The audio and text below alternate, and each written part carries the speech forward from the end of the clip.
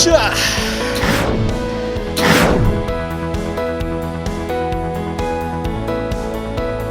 야.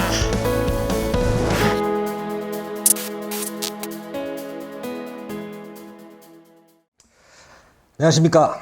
낚시 아카데미 오늘 어느덧 15번째 시간입니다. 자, 지난주부터 밑밥 운용에 대한 이야기를 하고 있었는데요. 지난주는 조류가 완전 멈춘 상황에서의 밑밥 운용법, 좀 멀리 캐스팅을 하고 본인이 낚시를 하면서 조류가 흘러갈 때, 채비를 흘려보낼 때 포인트라고 생각한 그 특정 지역 방향으로 최대한 밑밥을 약 3에서 5m 간격으로 멀리서부터 본인 앞까지 밑밥 띠를 만들어 놓고 캐스팅을 멀리한 이후 서서히 채비를 끌어들이면서 조류가 가지 않는 상황에서 밑밥 띠 위를 내 채비가 흘러올 수 있는, 그렇게 해서 확률을 높이는 이야기를 했었습니다. 자, 이번 시간은 밑밥 그 두 번째 이야기로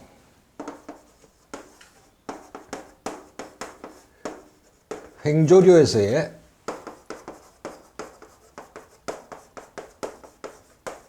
밑밥 운용법이라는 제목으로 이야기를 해볼 텐데요.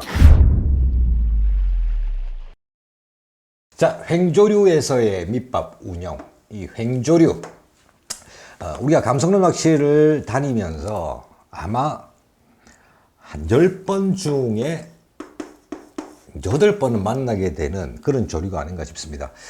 사실 채비를 흘려주고 천천히 채비가 흘려가면서 입질을 받게 되는 감성돔 낚시에서 횡조류는 다른 어떤 조류보다도 입질 확률이 높은 지역을 계속 흘릴 수 있으니 대부분의 감성돔 포인트가 이런 횡조류가 형성이 되게 됩니다. 뭐 조류가 딱히 있나요? 본인이 낚시한 자리에서 좌우로 흐르는 횡조류, 아니면 조류가 멈췄거나, 아니면 앞에서부터 뻗어나가는 종조류, 그것도 아니면 발밑으로 들어오게 되는 맞조류, 그 중에서만 비교한다면 이 횡조류가 감성돔을 만날 확률이 가장 높고 또 우리가 많이 만나게 되는 조류임에 틀림이 없습니다. 자, 그런 횡조류에서 밑밥 운용을 어떻게 해야 확률이 높은지 제가 그림으로 한번 그려보겠습니다.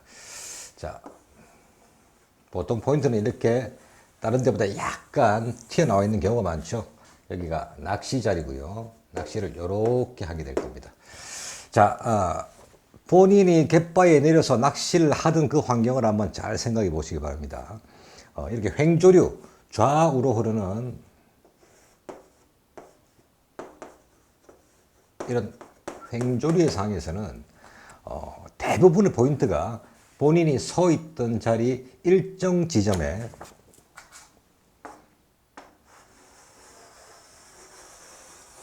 이런 반탄류가 형성되는 것을 기억하실 겁니다. 눈여겨보지 않으셨던 분들, 지금 한번 본인이 자주 출조하던 지역을 되살려 보시면 아, 그거였구나. 이 반탄류를 미처 생각해보지 못하신 분들이 제일 쉽게 확인할 수 있는 거 바로 일종의 거품 띠 같은 게 일정 간격으로 형성이 되죠. 마치 선을 그리듯이. 자, 이 반탄류라는 것은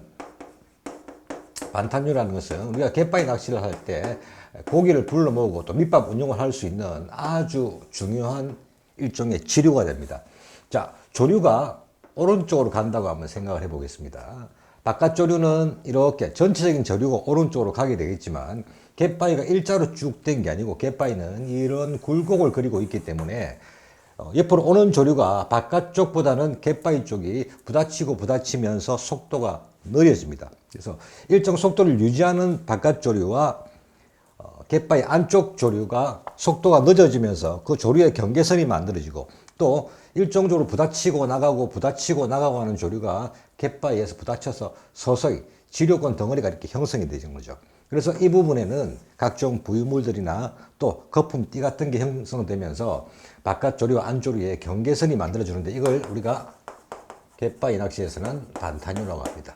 자, 이 반탄류는 이렇게 횡조류가 흐를 때 좌측이든 우측으로 채비를 캐스팅하게 되면 이 반탄류의 언저리나 그 반탄류의 못 미친 지점에 캐스팅을 하더라도 채비가 흘러가면서 이 반탄류의 조경지대가 되겠죠. 반탄류의 조경지대를 따라 채비가 흘러갈 가능성이 아주 높습니다. 자, 그 말을 다시 이야기하면 밑밥이 들어가더라도 그 밑밥의 흐름은, 밑밥띠는 보이지 않는 물 속에서도 이 반탄유를 따라 흐르게 된단 말이죠. 자, 그렇다면 밑밥 운용도 아주 쉬워지게 됩니다. 자, 원칙 같은 것을 한번 제가 그림으로 표현해 보겠습니다.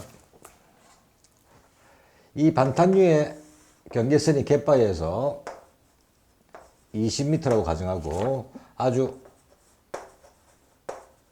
적당한 조류가 흐르고 있다면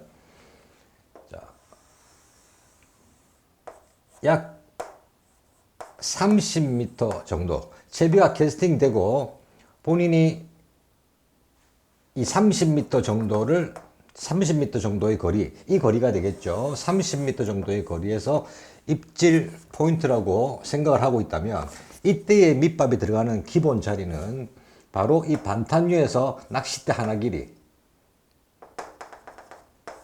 약 5m가 되는 이 지점이 첫 번째 밑밥이 들어가는 자리. 자, 두 번째 밑밥이 들어가는 자리는 본인 발 밑에서 낚싯대 하나 길이 약 5m 지점이 되겠습니다. 자, 이렇게 적당한 반탄유가 흐르고 있을 때 반탄유의 5m 앞에 밑밥이 들어가고 갯바위 발 밑에 낚시 자리에서 5m 앞에 밑밥이 들어가게 된다면 이 두 밑밥은 천천히 반탄유를 향해서 이렇게 나가지고 반탄유를 따라 흘러갈 가능성이 80% 이상이라고 보시면 됩니다. 물론 속조류가 갯바위 바닥 생김새에 따라 좀 다른 데가 있겠지만 대부분이 이렇게 흘러가면서 본인들이 생각하고 있는 약 20-30m 지점에서 입질, 여기서 밑밥이 만나고 밑밥이 모이게 될 확률이 아주 높은 것이죠. 자, 그렇다면 낚시 자리에서 20m 거리부터 횡으로 갯바위를 따라서 반탄유가 형성된다면 채비는 어디에 들어가느냐? 자, 반유동 채비로, 일반적인 반유동 채비로 생각을 할 때 약 25m 지점에 채비 투척이 되는 것이 기본입니다. 자, 이 안쪽에다가 채비 투척이 되면 반탄유 안쪽에다 채비 투척이 돼도 원줄이 바람이 많이 밀리거나 여러분 원줄 관리만 적절하게 해주면 이 반탄유를 탈 가능성이 높지만 바깥으로 채비 투척이 되면서 채비가 안정되고 매듭이 닿을 때까지의 시간이 있습니다. 그럴 때 뭐 채비가 약간 안으로 들어오게 되죠. 이 시작부터 채비가 안정되는 시작부터 반탄유를 따라 흘러갈 확률이 아주 높기 때문에 밑밥이 떨어진 것보다 이 반탄유 기준에서 약 5m 밖에 채비 투척을 하시고 채비가 안정될 때 반탄유에 들어간다고 생각하시면 밑밥뒤 이 반탄유 바로 밑에 5m 밑에 밑밥이 첫 번째 밑밥이 들어간다 그랬죠. 이 밑밥과 시작부터 함께 타고 갈 가능성이 높은 것이죠. 그리고 발 밑에 우리가 밑밥이 들어가는 것은 감속낚시 기본이라고 생각하시면 되고 또 발 밑에 들어간 밑밥 역시 갯바위 반탄유를 따라서 서서히 나가면서 이 거품 뒤 밑으로 합류될 가능성이 아주 높기 때문에 확률을 높일 수 있는 겁니다. 자, 또 한 가지 이 반탄유를 따라 채비를 흘리는 게 확률이 높은 이유. 우리가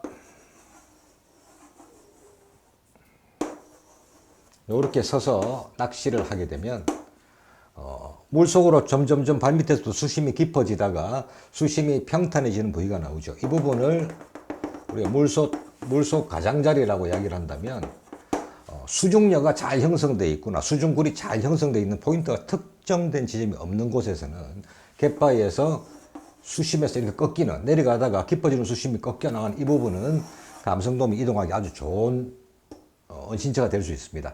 자, 그런데다가 가까운 데 들어가는 밑밥은 이렇게 타고 반탄유 쪽으로 들어가게 되겠죠. 그래서 발밑에 밑밥은 기본적으로 들어가야 된다고 말씀드리는 것이고, 또 이렇게 횡조류를 공략하게 된다면 그 횡조류, 수심이 점점 깊어지다가 바로 이 가장자리가 된 이 부분, 낚시를 하시면서 유심히 한번 살펴보시죠. 이런 반탄유의 거품띠가 나오는 이 위치가 바로 이렇게 가장자리가 되는 요 위치일 가능성이 아주 높습니다. 여기서 차이가 얼마 나지 않는 대부분 그런 상황이죠. 아까도 말씀드렸지만 전체적인 조류가 이렇게 오를 때 바깥 조류보다는 울퉁불퉁한 갯바위 쪽 조류는 약해집니다. 그것도 물속까지도 이렇게 울퉁불퉁한 갯바위 환경이 이어지기 때문에 이렇게 가는 조류가 받쳐서 속도가 느려지고 바깥 조류와 안 조류의 다른 성질이 만나서 만들어지는 게 반탄유에 띄기 때문에 이렇게 횡조류, 채비가 들어가고 이 밑밥 띠를 반탄유에 띠를 따라서 채비를 흘리게 되면 바로 이 가장자리 위를 따라서 흘리고 있다. 채비가 밑밥과 함께 가고 있는 환경이 되기 때문에 이런 횡조류에서의 밑밥 운용, 기억해 두시면 확률을 아주 높일 수 있습니다. 자, 정리해 보면요. 횡조류에서의 밑밥 운용은 본인이 선자리 발 앞 5m, 낚싯대 끝 정도의 50%의 밑밥과 또 반탄류의 이 띠가 거품띠, 반탄류의 띠가 20m라면 15m 지점, 25m라면 20m 지점에 두 번째 밑밥에 50%가 들어가는 것. 이게 갯바위에서 횡조류를 공략하는 밑밥 운용의 기본이라 하겠습니다. 자, 물론 제가 처음에도 말씀드렸죠. 밑밥 이야기를 할 때는 조심스럽다. 왜? 이게 적당한 조류일 때의 이야기입니다. 조류가 아주 빨라지면 밑밥 치는 방법도 이렇게 치는 게 아니고, 조류가 빨라질 때는 밑밥 방향도 달라지고 또 밑밥에 들어가는 위치도 달라질 수 있습니다. 그거는 실내에 이 강의가 어느 정도 진행되고 나서 현장에서 낚시를 할 때 각 제목들과 함께 연결해서 함께 또 진행해 보도록 하겠습니다. 가을이 시작되고 있습니다. 어느 때보다 우리가 기상 앱을 많이 보게 될 시간이죠. 저 같은 경우는 낚시를 안 가더라도 한 주에 한 3번 정도는 어신 앱을 보게 되는데요. 이 앱을 보는 재미도 쏠쏠합니다. 또 어떤 기상 앱보다 어신 앱은 볼거리가 많죠. 여러분들도 일주일에 한 번씩은 앱을 읽어보는 습관, 또 기상을 보는 눈도 점점 밝아지게 됩니다. 자, 저는 다음 주에 다시 인사드리겠습니다.